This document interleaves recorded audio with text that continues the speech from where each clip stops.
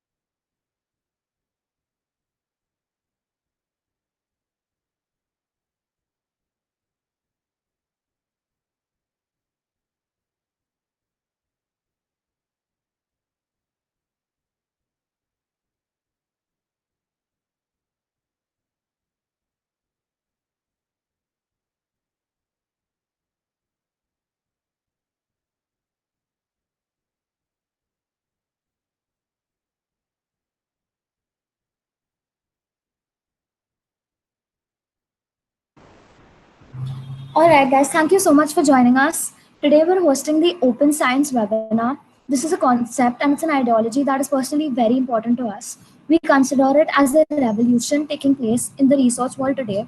So, thank you so much for joining us. Thank you so much for showing interest in a concept that is not as well spoken about in India. And we're really hoping it catches impetus. And we're really hoping, if nothing, that today we are able to initiate discussion and spread awareness about this topic. So, to begin with, I'd just like to talk a little bit about the Standing Committee on Research Exchange. Um, Introducing myself, I'm Ashmeet Sachdev. I'm the National Officer on Research Exchange Incomings in Medical Students Association of India. Standing the SCORI MSAI is one of the 6 standing committees that works under the Medical Students Association of India as a part of the International Federation of Medical Students Association. Our job and our main work that we're really proud of is that we consider research exchange programs within medical students to and from India into many other countries throughout the world. And another thing that we've been doing this year is spreading research education in medical students, emphasizing its importance, and also dealing with some other concepts and ideologies that are affiliated with research that we consider are important to talk about. And one such ideology is open science and open access. That is something we're going to deal with today. Just to give a disclaimer that the webinar is being conducted as an attempt to initiate discussion and spread awareness about open science with a special emphasis on open access. It should be considered as a peer-to-peer training. We are in no way conducting a certified training via any organizations working towards open science. The training is being conducted by medical students based on the knowledge and understanding of this concept. We're going to start in a minute. Before we deal with it, I just want to really take this time to lend out my gratitude to the SCORI International Team 2017 and 18, who has provided us with all the material we needed to carry out this webinar, from all kind of advices to the presentation that we will be using today.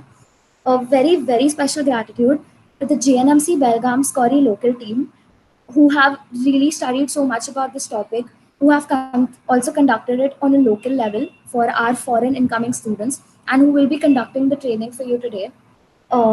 A very special thanks to our webinar support team, without whom we would not be able to conduct the webinar today. Our PRC coordinator, Meghal Shah, our technical coordinator, Prana Prashant, and our content coordinator, Sivapuram Madhava Sai. So, thank you so much for hearing me out. And I'd just like to end by saying that things take time to understand. By this, I mean that the webinar and the information we provide to you could get overwhelming to you time and again. But all I'd request for you is that to be as patient as possible and to really try to understand, because this is a new ideology and we've tried to simplify it as much as we can for you. But in case you don't understand something, just be patient and try to understand it.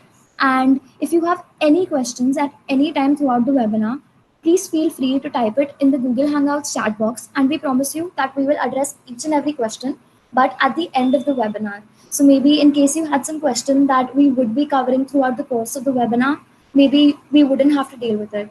So now I'd just like to hand over to the Scori Belgaum local team, and they'd talk to you more about open science and open access.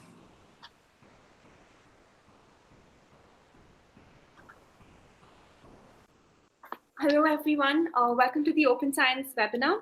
I'm Ashna and I have Bala and Harshil with me, and we're part of the Skori local team from Jawaharlal Nehru Medical College, Belgavi. And today we're going to talk about one of the biggest revolutions taking place in the research world, open science.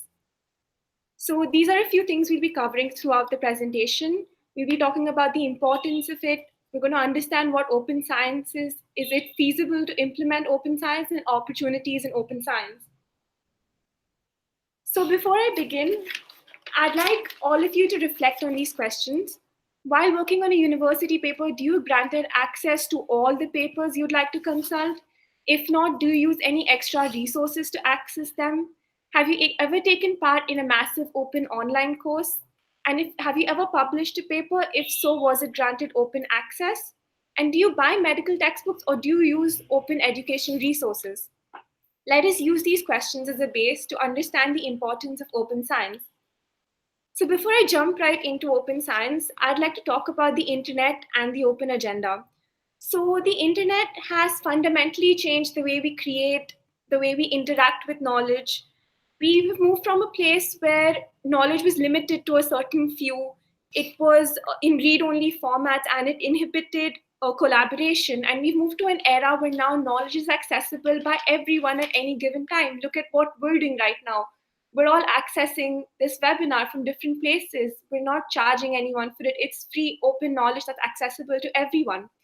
So, one of the most significant challenges we have currently is in understanding how the internet can help benefit open agenda. Open agenda is what constitutes of open access, open data, and open education, and how we can use this as to benefit practitioners, investors, and the public at large. Now, why does this happen? Why is it that access is still limited? There has been studies that have proved that over the past 2 decades, price of subscriptions to academic journals has increased tremendously. Some journals cost up to $25,000 per year, which is a very large amount. And there only premium institutes that are well funded, well established, can afford these journals. For example, the University of California, Berkeley, had to increase their journal expenditure by over 1,300% over the last 20 years, which is a very large amount. What happens to schools that don't have the financial resources to keep up? They're forced to make choices. So students need to then base their education on what's available rather than what they need, which is very wrong. For example, look at us. We all study off textbooks. We don't refer any research articles, which is wrong. We should be well updated to what is happening currently in the knowledge society. This problem is worse in developing countries like ours. And ultimately, these limit students and researchers. And it's very important that we tackle this problem so that India can take its rightful place in the developing research world. Now that we've looked at what happens with the students, let's look at the other end of the spectrum. Let's look at what's happening with commercial publishers. So this graph depicts the amount of profit that commercial publishers make. So you can see publishers like Elsevier and Springer, their profit margins are over 30%. These are very large profit margins. It seems unfair that we're struggling to gain knowledge while these people are earning so much money while they're limiting this knowledge. So why does this happen? Why are commercial publishers making so much money? So this comic depicts it very well. So what happens is scientists will give up their work for free, which is then reviewed for free by volunteers. This then goes to these publishers who basically bundle it, put it all together, and charge an exorbitant amount for something that was a knowledge that was initially free. This happens because scientists just want their work to be published, so they will do whatever it takes to get it published. And publishers can charge whatever they want because it's a monopoly. Because anyone who has published would know that once they've published, the article becomes the sole property of the publisher. So libraries will have to subscribe to these journals because these publishers are the sole point of access for this information. So it's a monopoly. Another graph that depicts it very well is this graph, which compares the cost per page in non-profit and profit journals. Let's look at this publications in neurosciences. Non-profit journals would charge about $0.10 per page, as opposed to a profit-based journal which charges $0.89 per page. So that's a difference in 890%, which is a really large amount. And this happens solely because non-profit journals, their sole purpose is to spread knowledge, whereas profit journals, their sole purpose is to maximize profits. And this is wrong. Where do we fall in this cycle? So we as people, we pay tax to the government. This tax that goes to the government is then used to fund researchers. This research then goes to publishing houses. These publishing houses will charge an extremely large amount, which again, we as consumers, we have to pay. So technically, you're paying twice for something you already paid for. So it's very important that we stop this. And the way we can stop it is through open access. So open access would make resources publicly available, and it'll have a positive impact on students like us, on patients that we'll be ultimately treating, doctors, researchers, small businesses, developing countries, and everyone else who uses academic research. So, what is open science? The European Commission's Horizon 2020 program defined open science as the transformation, opening up, democratization of science and research through information communication technology, whose objective is to make science more efficient, transparent, interdisciplinary, and to change the interaction between science and society, and of enabling a broader societal impact and innovation. Now, open science has 6 pillars, which include open data, open access, open methodology, open source, open peer review, and open education. We will be going through all of them, but we'll be primarily focusing on open access later on in this presentation. The fundamental rules of open science is very simple: that it's transparent, it's available and free, and it's accessible, which is what knowledge should be. Now, why does it matter in the larger frame? Why does open science matter?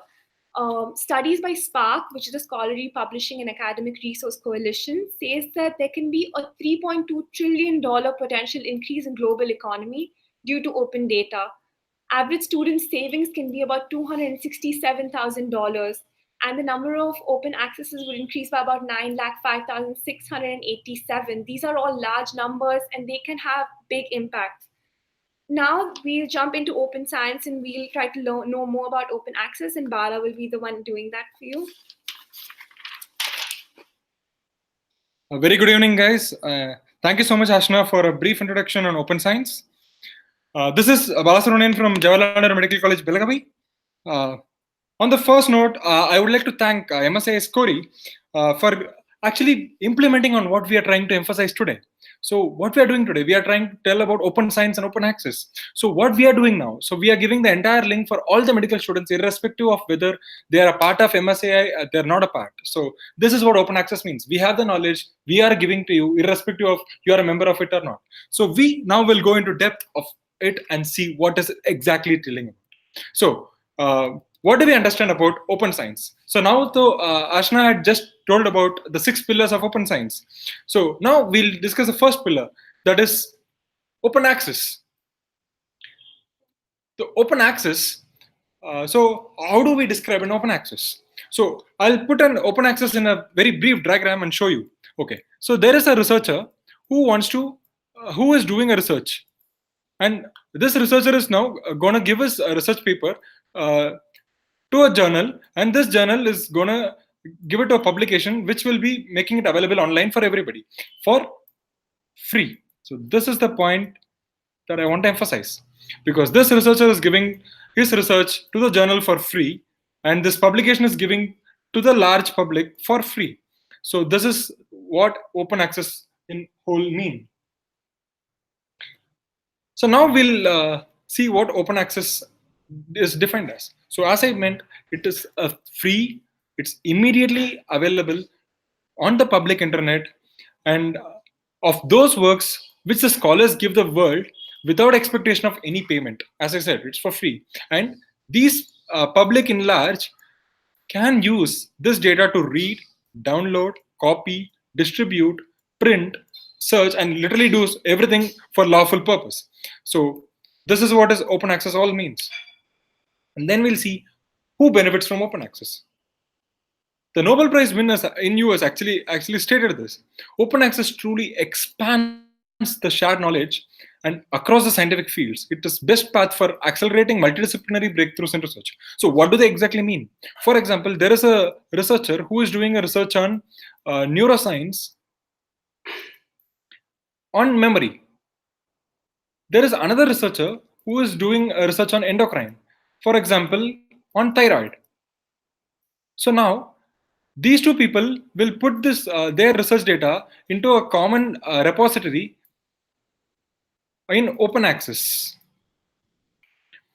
So a third researcher or either of these two researchers will get to know their research publication and can correlate these two and say, is there a relation between memory and thyroid hormones? So this is what the benefit of open access finally means. So who all will be benefited by the open access? The researchers, the educational institutes, the research funders, the business people, and the public. So what are the benefits of the researchers when they do open access? So the researchers, we'll see. Now there is a research person, he wants to do a research, and he has some knowledge based on the books and the free articles he read.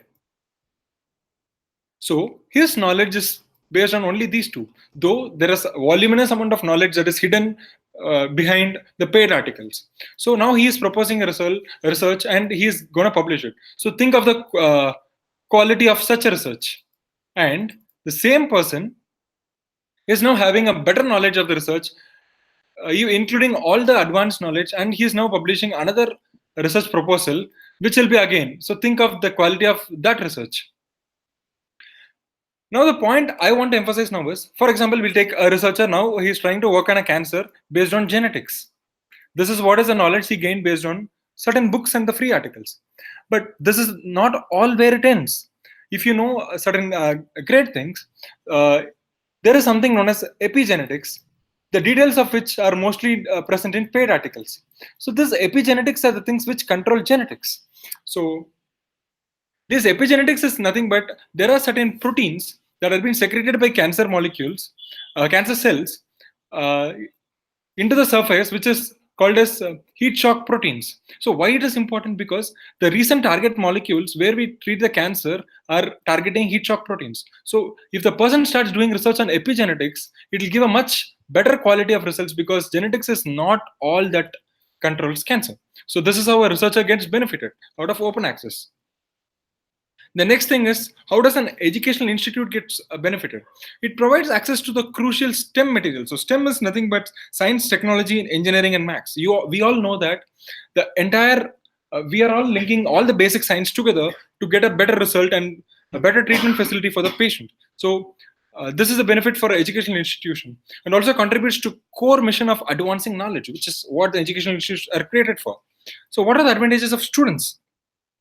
Definitely, it enriches the quality of their education. Yes, I'll read something outside book and which is actually happening, not reading something which is already set 10 to 15 years back, and also contributes to better educational workforce.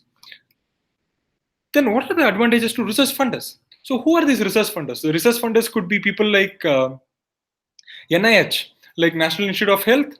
We have people like ICMR. We have people like Stanford. So these people would like to fund research to people who are creating their research proposal based on a lot of sources. If they'll get these lot of sources only if they have open access. So if a researcher is making his proposal based on a lot of resources, his proposal will be better and the quality of research will also be better, which these research funders would like to fund to. What are the advantages of business people? We'll take a great example out of it. For example, there are people of diabetes mellitus. They are having there has been articles proposed stating that the awareness of foot care in diabetics is contributing to development of abnormal pressure points in the foot. Abnormal pressure points in the foot. So these abnormal pressure points in the foot are the sole reason for the pre-ulcerative site.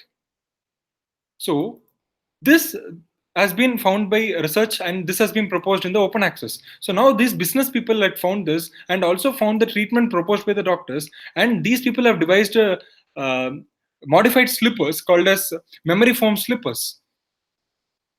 So these memory foam slippers actually regenerates the shape back and does not take the shape of your foot, so prevents the generation of abnormal pressure points and pre-ulcerative sites, hence significantly decreasing the disability associated life years, because the patient has to be treated by amputation if the person develops diabetic ulcer in foot. So what are the advantages of public? So we all became doctors because we want to serve the public. So all these data are going to go to public, and we are going to increase the type of treatment and also give as much as better treatment to the public. Also, if a public per se can access an open access, he himself, instead of googling and getting a wrong data, this open access, since it's a pre-reviewed and a peer-reviewed article, so he will get a right data, and he can even propose to doctor that yes, there is a treatment available from this place, so please give me this treatment. So that is the advantage of public at whole. So seeing through the other advantages of open access, there will be high citation rates because it's open access. If I am searching for a research article regarding my topic, I'll search for an article which is for free. So once I start citing it, as I start citing that research paper again and again, the article which is cited first, cited more, will be appearing first in the research in a Google search. So it will be a vicious cycle wherein the cited article which is free, it will be cited again. That's why it will be again cited. So high citation rates, and also it will be helping public access our findings, and it will help taxpayers get their value of money, which Ashna had actually mentioned about tax and the government and we paying the tax again, and helps practitioner use this knowledge apply to the community in large, and also helps in influencing policies. It also are compliant with your grant rules, and the researchers in developing countries can see your work. So if there is a research that is happening in US, me sitting in India can obviously see the latest modification that can happen now. And also it gives more exposure for your work. So moving on to the next one, we have something called as open educational resources, the second pillar of open access, open science. So the open educational resource per se. So guys, we'll all talk about something we are all going through day in and day out. So tell me how much money we are paying for our textbooks of medical textbooks. We are literally spending lakhs and lakhs of money by the time we pass our final year, and it doesn't end because our medical education is ever learning. So we have to keep on buying the latest books.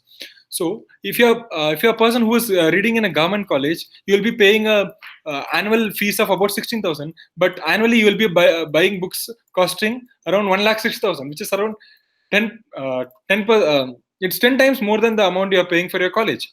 So this is the cost of money you're giving to buy just a mere book. Also, books does not give whatever you want, because for a book, if it is generated, then it has to be decided that these are the data that will be printed in the book 5 years back, and it will go to the editor around 1.5 years back, and that has to be printed in the course of 1.5 years, and that is read by a medical student like you.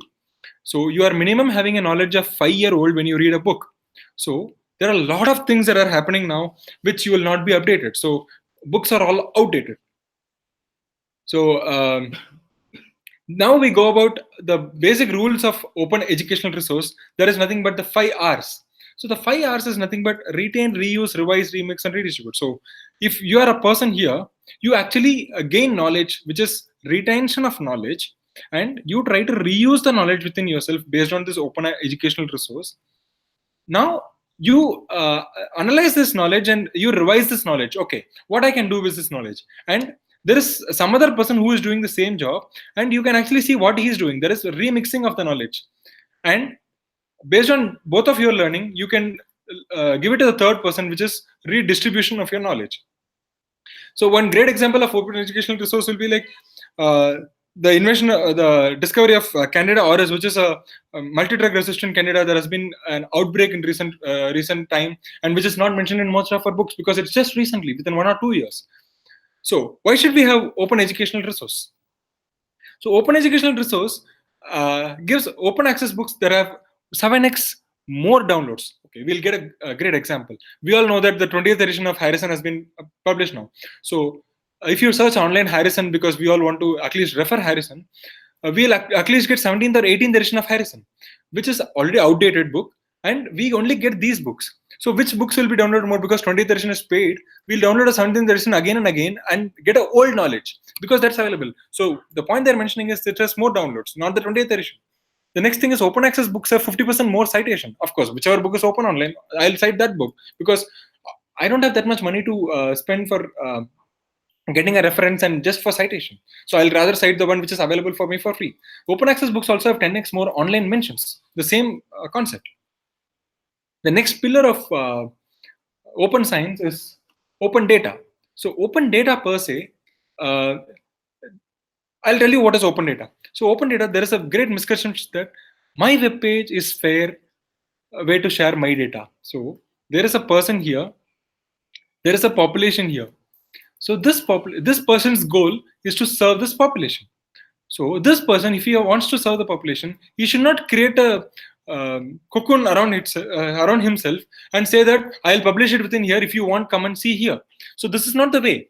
So if he wants to give it, he should directly go and give it here, or put it in an open source so that this person can come and access it directly. So what are the fair data principles that we have to follow in case of open data?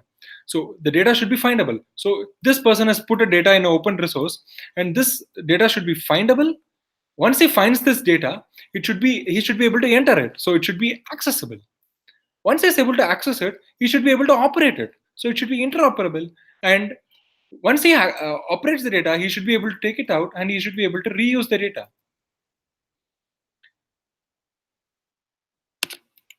Going ahead, what does open data primarily means? So it is a freely available data, permits user to use, download, copy, analyze, reprocess whatever he wants, and there is no financial or legal or technical barriers. Okay. Now we'll go and discuss about what are the importance of open data. So importance of open data is accelerates the pace of discovery. So what do they mean?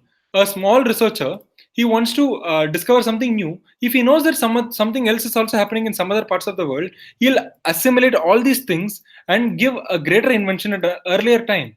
So this is accelerating the pace of discovery. The next thing is it grows the economy. As Ashna mentioned earlier, there can be a profit of about $3.2 trillion. So next thing is helps ensure we don't miss breakthroughs. I'll tell you a great innovation that has been a great invention that has been done. So that is nothing but a group of scientists in Mexico have said that there can be 100% cure for cervical cancer. So for cervical cancer, there is 100% cure. This is a group of scientists in Mexico. They have said that if you inject a drug called delta ALA, which we all would have read in hemoglobin metabolism, it's delta aminolevulinic acid, which gets converted into protoporphyrin 9, which is an fluorescent agent, which will be laser ablated for treating cancer. So this is a great breakthrough done by a scientist of Mexico, and me, a person sitting in India, I'm able to know this great breakthrough and also advise my population that yes, and you know the burden of cervical cancer in India. So I can tell my people that yes, I can. There is a treatment available for cervical cancer. Now, what is the fourth use? It improves the integrity of scientific and scholarly record. Of course, because you have a strong base on which you will do a research. And now in countries like US, if you are planning to start a research foundation, there is a mandatory rule that this research foundation must accept open data. Otherwise, these are not given rights to start a research foundation. So now, I said we'll be emphasizing more on open access. So now we have been talking about what is open access and what are the benefits. But is it all viable? Is it all sustainable? Like, are you talking something that can be implemented? Yes.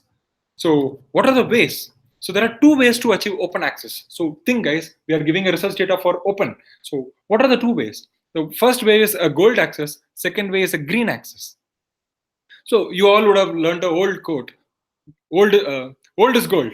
But I'm just going to rephrase it. The gold is old. So the gold access type is an old type wherein the researcher uses his he publishes his research into a journal, and this journal will be publishing it in a publication, and this publication is going to give it for the public for free. So finally, everything happens for free. So this is the gold access, the old traditional way. But in case of green access, there is a slight modification wherein this researcher will give us a research publication to an open repository here. So this is an open repository. So this open repository will be viewed by a group of scientists who are recognized, and whenever they are free and they are voluntarily, they'll come and peer review this research article, and this is even accessible to the public. So they'll come, they'll see the open, they'll review it, and they'll give it back to this researcher, and this researcher, after receiving this, will give it to a journal and give it to an open repository, again put it back in the same hive. So once it is put up, this can be accessed by the entire public for free. So the entire public people can access the research for free. So this is the green access, where everything is transparent from the moment the person is putting his research into the open repository. So if you want more knowledge, there are more other types of open access, which is like preprint, postprint version of record. It's to be simple. This researcher, when he gives us research data to the open repository with before it has gone for a peer review, it is called as a preprint. But after it has been peer reviewed by a review committee, it comes back to the researcher. It is called as postprint. As simple as that. Now, as the person receives the postprint, he'll now give it back to the journal, which is called as a version of record, which is the final data. There is a separate thing called as hybrid, which is like a paid part of an open access. So there is a bit of payment that you have to do in case of open access. So that's what is called as hybrid. So now we have discovered green open access, gold open access. There are gratis and libre open access, which are actually referring to the copyright and licensing restrictions. Now we'll see the open science economical impact. Michael Einstein actually said it is ludicrous how much it costs to publish a research, let alone what we pay. So it's not about only for the people who wants to access, it's even for the publisher who wants to publish it, because he is the one who has done it. So the estimates have said that there is a lot of profit margins that they are making, as Ashna already stated it. Now we'll see what is the cost of publishing by a researcher, where all he has to spend money and where all the money has to be spent in publishing a research. So now we'll break down the cost. Now we'll take three scenarios. One is the age-old printing and online edition of your publication, the intermediate one, which are only online journals, and the one which we are proposing, that is open access journals. So what is the difference in these three? So there are certain common cost factors that are incurred during the process of publication, which can be classified like this. The first thing is voluntary peer review, which is there in this color. Since voluntary peer review is usually not paid and only some are paid, we consider all the payment made for voluntary common. So we are not changing the value of these three. Next cost that can be incurred will be article processing cost. So consider a processing and printed article. What are all the things you have to do? You have to peer review, you have to pay for the peer review scientist, you have to edit it, you have to proofread it, you have to typeset it, you have to do graphics and quality assurance. This graphics part, because every printed article has their own method of design in which they have to publish it. So this graphics takes money. So that's why the graphics part will take more money here, while in open access and the online publication, the money is significantly reduced here, where the graphics part is actually not there. The next thing comes the other cost. So if you consider again a printed article, you have something called covers, indices, you have sales and payments, you have to print and deliver. This printed article should be delivered to the first to the author also, and for the people who are asking it to be printed, you have to do marketing for the journal, because you have to do that. Otherwise your journal will not be known to others. You have to have a help desk, you have to have online hosting, which are all completely reduced in case of open access, because even a public can access open access. You don't have to spend money in cases of marketing and communication and help desk. So this is where the entire cost of publication is significantly reducing. Therefore, that's the main reason why we are promoting open access. Anyways, management and investment is a part where in all the parts we have to spend money to management and investment. And the margin has been assumed to be around 20% in subscription and 15% open access, which is going to kind of remain the same for all. So just remember the major money is going to go in vain just because of these useless areas where we are going to spend a lot of money. Now, I hope I have given you a glimpse of what is open access and why should we work towards it. Now, Hashil will continue the lecture and tell how to implement open access and what we can do to promote open access. Over to Hashil. Thank you, Bala.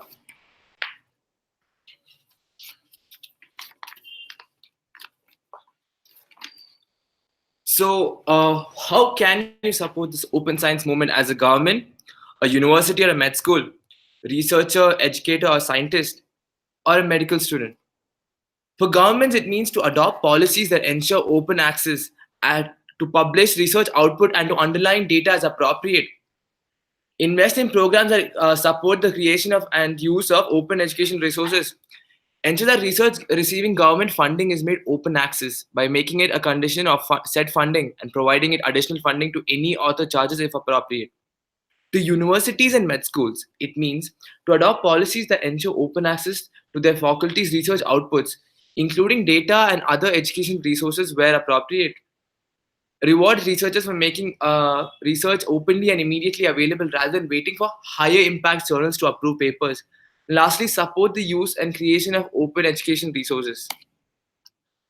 For researchers, educators, and scientists, it means to publish in open access journals and deposit their peer reviewed manuscripts in open access repositories and make underlying data openly available as appropriate. Seek and assign open education resources in place of expensive traditional learning materials whenever academically appropriate and suitable for the curriculum. For medical students, it means to support and initiate awareness and projects promoting open access, open data, and open education. Join and review membership of the Right to Research Coalition, which state that no student should be denied access to the research when they need. Advocate to supervisors for research projects and research outputs to be published in open access journals or repositories. The various partners IFMS has worked with for open access is Spark, who've been actively participating since 1998.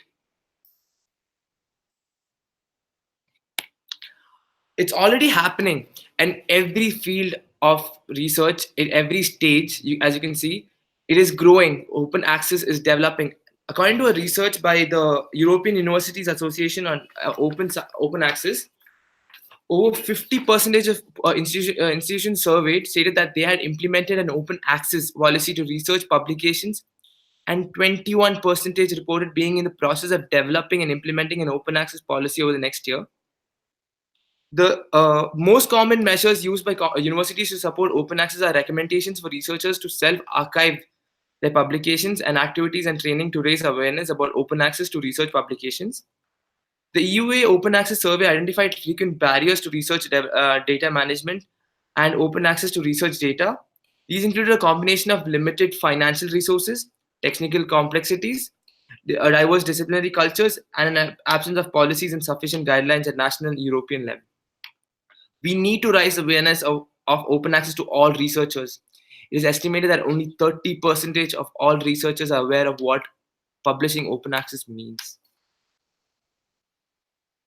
Here are all the resources we've used for this presentation, and if you want to dig deep into this topic, now's a good time to take a screenshot, guys.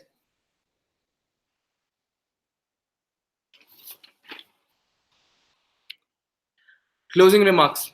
So the Organization of Economic Cooperation and Development has said that the governments would boost innovation and get a better return on their investment in publicly funded research by making research findings more widely available. And by doing so, they would maximize social returns and public investments. The European Commission on Horizon 2020 has said that elements of open science will gradually feed into the shaping of a policy for responsible research and innovation and contribute to the realization of the European Research Area and Innovation Union, the two main flagship initiatives for research and innovation. Well, the open access in real life, as an example, is the Human Genome Project. Well, imagine you get a patient with thalassemia or sickle cell anemia. You take their blood and you match it to a database, and right there you get the results. That is all possible thanks to the Human Genome Project. Well, it has also generated around 965 billion US dollars in economic output between 1988 and 2012, creating more than 293 billion dollars in personal income through wages and benefits.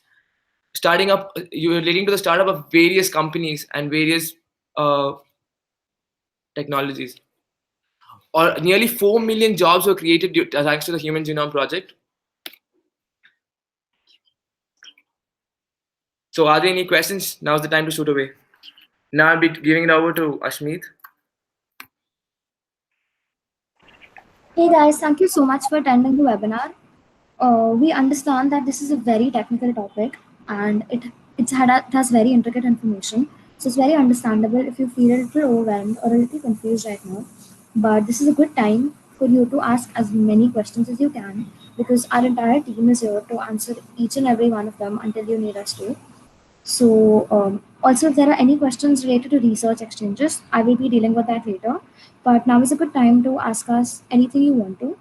Always remember that no questions are stupid questions. So, please don't hesitate to ask us, and we will address each and every one of them as elaborately as we can.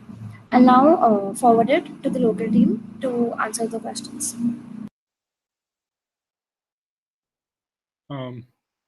So hey guys, so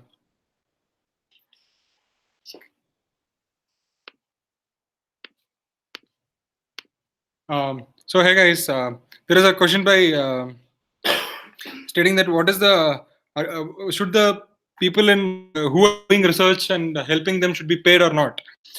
So yeah, good question. So that's what we were trying to mention. I'll just put it up here and show. So what is actually happening is the person who is doing research is actually being funded by the government. Yes, he has to be paid for the research, but this person uh, will do his research and give it to the public for free because this person is not expecting any money.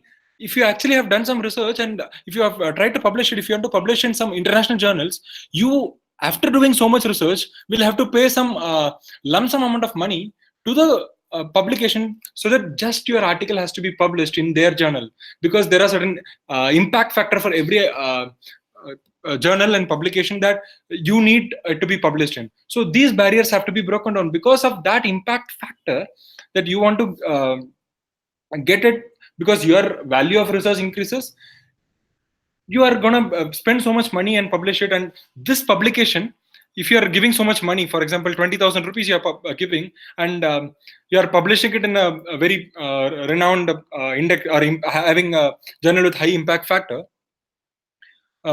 this publication is going to give this result to the public for a very high cost, because this is not going to be present in open access. Though this person did not say that I need money, and this profit which is coming from the public to the publication is not going to this researcher at all. So you initially paid the tax to the government, and this tax is being paid to the researcher for helping his fund. Of course, his research should be that good. For his research to be that good, you need open access again. So it's a kind of a vicious cycle. You keep on going. So this researcher will give us a journal for free, and that will go to publication, and that will come for paid. So this is why we are emphasizing, yes, this researcher has to be paid, but he is not being paid. I hope that answers your question. I think there was Disha who asked that question.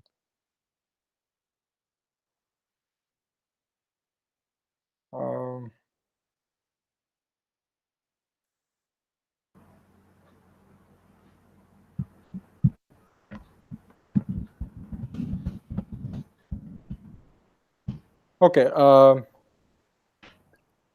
Okay. Now answering for the other person, what are the advantages of businessman's perspective?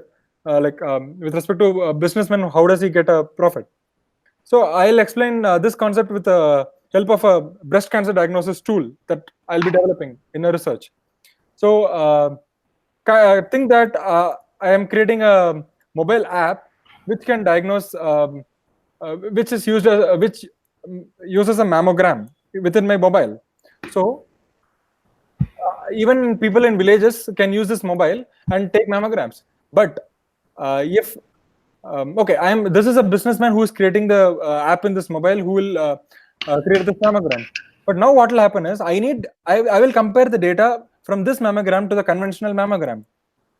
So this conventional mammogram and this mammogram data should be compared. So if there is enough data from the conventional mammogram available on the open access, then I need to spend money only into the taking mammogram from the mobile app, because I already have the data, the validity of the data from the conventional mammogram.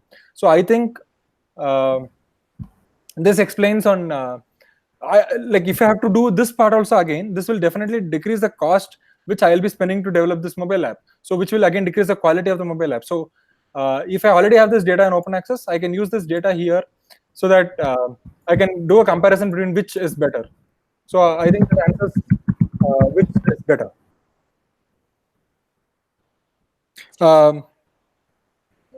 Now Madhava will be taking over the next few questions. Over to Madhava. Hello, thank you, Bala. You know, whatever Bala has said, he has told in a very good way. But I'll be just adding a little bit to it. For the Disha's question, shouldn't the people who are doing research and helping them be paid?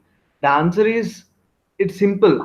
The the scientists are doing research, and this research is getting published in journals by publication houses like Elsevier or PLOS One, etc., etc., etc.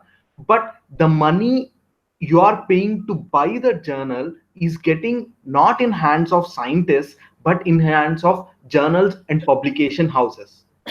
So that's why, the scientists are not getting paid, but these journal houses are getting increased.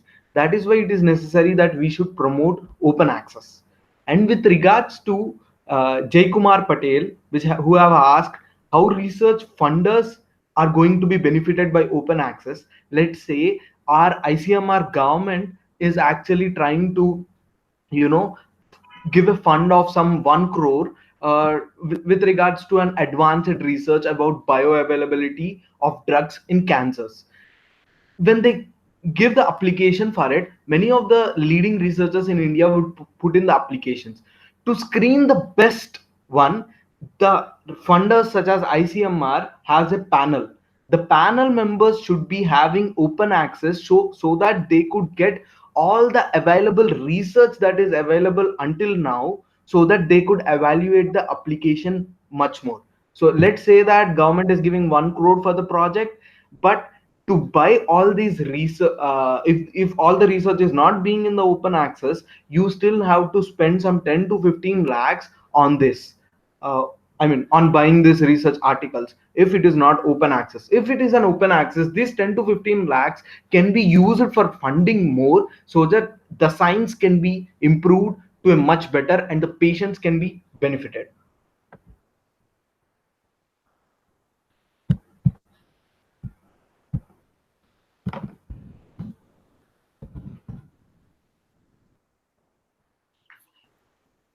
Okay, I'm going to hand it over to Ashmeet to take it over. Yeah, thank you, Madhava. So there was a question asking that how do we take part in research exchange programs? So just to address that, so we do conduct research exchange programs to other countries as a part of Medical Students Association of India. We open calls for those research exchanges, most of the times twice a year, but sometimes just once a year. The calls normally take place somewhere ranging between October to November. So you can expect the next calls to take place in October to November 2019. Um, to know more about it and to participate in the calls and submit our application, make sure that firstly you are a member of MSAI. To be a member of MSAI, you need to go to the Medical Students Association of India website and register through it. We'll make sure we add the link in the comment section of the video. And to be able to know more about the exchanges and how to apply for it and to get more of an updates, make sure that you're also following the MSAI India Exchange's Facebook page because that's where we post most of our updates. So I'm going to make sure that I'm going to post all the links of these essential pages in the comment section. But if you have any follow-up information that you would like to know, we're also going to put some contact emails that you can contact at any time, and we'll address and give you any more information that you may need. Okay, guys, since we have no more questions, we're concluding the webinar for now. Thank you so much for attending it. It's really important that you all did, and we addressed a topic that is considered so important, and it's considered a revolution in the research world.